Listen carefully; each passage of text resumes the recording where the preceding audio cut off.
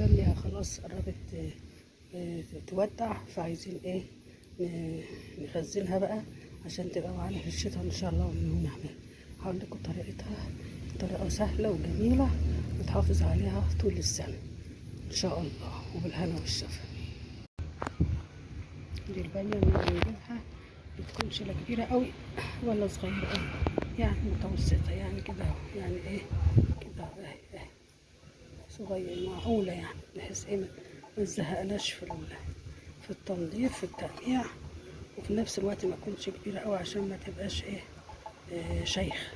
اهي دي كويسة او متوسطة كده خلاص. وبعد كده بقى بعد ما بنلاقيها كده بنروح جايبينها ومقطعينها بالطرقة دي كده اهو، الشكل ده اهو كده اهي ده كده اهو كده اهي. انا عن نفسي في بتتباع بره جاهزه، يعني في ناس بيشتروها متقمعه، لا انا بحب اقمعها اهي. بجيبها كده واروح جايه مقمعاها كده اهو بالطريقه دي، وتبقى شكلها حلو. بحس بفرق ما بين، شوف الفرق بين ده وده، بحس كده زي ما يكون حاجه نطفت كده، زي ما يكون بقت حاجه نظيفه كده اهي. انا بحبها كده بالطريقه دي، بحب اعملها، بحب اتسلى قوي فيها وانا بعملها خلاص. وبعد ما اخلص الكميه كلها هبدا بقى ايه اقول لكم الخطوه الجايه ان شاء الله، ماشي. ما نضفناها كلها اهيت، هنبدا بقى نحطها في الميه اللي بتغلي اهوت كده اهي كده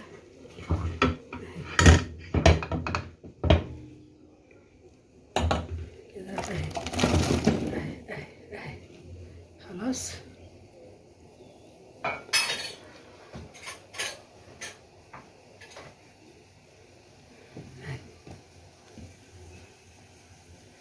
نبدا نحطها كده اهوت.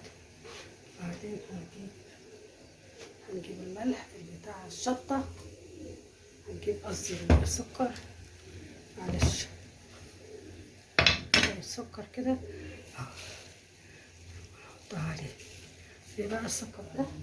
عشان يحتفظ باللون الاخضر بتاعها. شوفوا ده بيخليها تحتفظ باللون الاخضر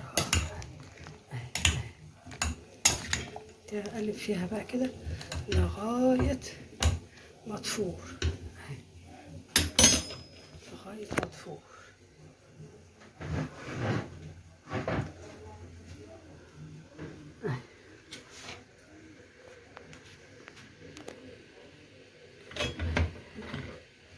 لغايه ما تفور كده تقلب فيها كده لغايه ما الميه بتاعتها فارت، تقلب فوق كده نطفي عليها. شوفوا السكر بيخليها تبقى خضرا ازاي.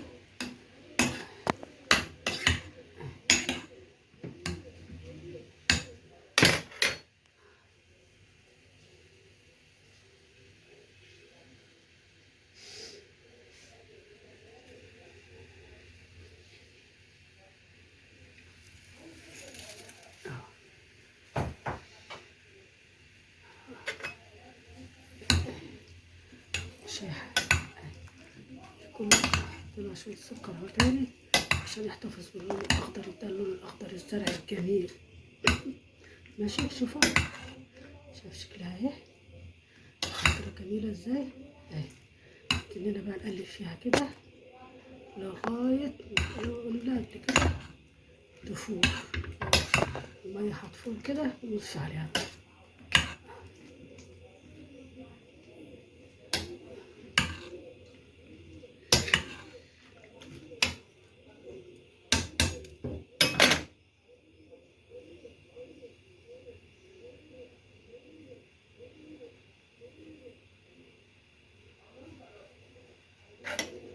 بس ما تنساش نقلبها عشان سواها كله ياخد زي بعضيه.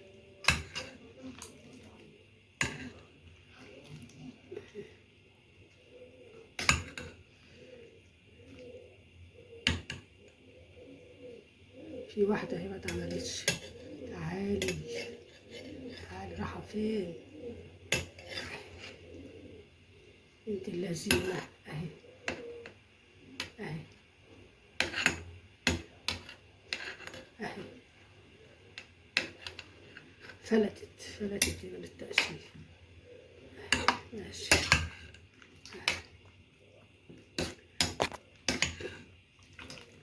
لغاية ما تغلي، تنورها لغاية ما تغلي.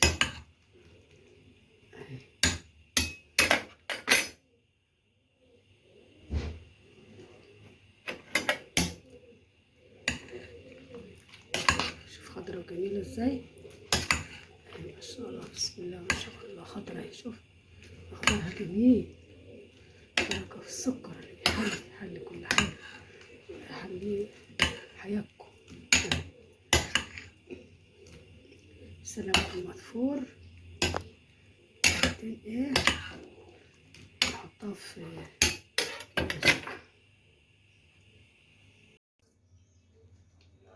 اهي، خدها من هناك كده اهي، ونحطها هنا في المية الساقعة اهي. نصفيها كده اهوت، بعدين نحطها في المية الساقعة كده لغاية ما نحطها كلها اهي.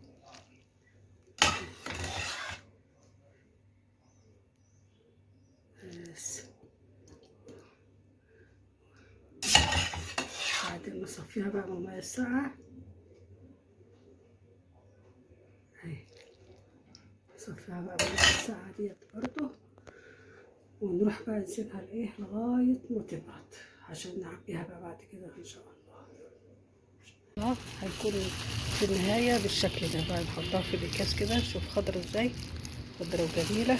تبقى في الاكياس كده كده خضرة وجميلة وشكلها جميلة خالص. ماشي، وبالهنا والشفا.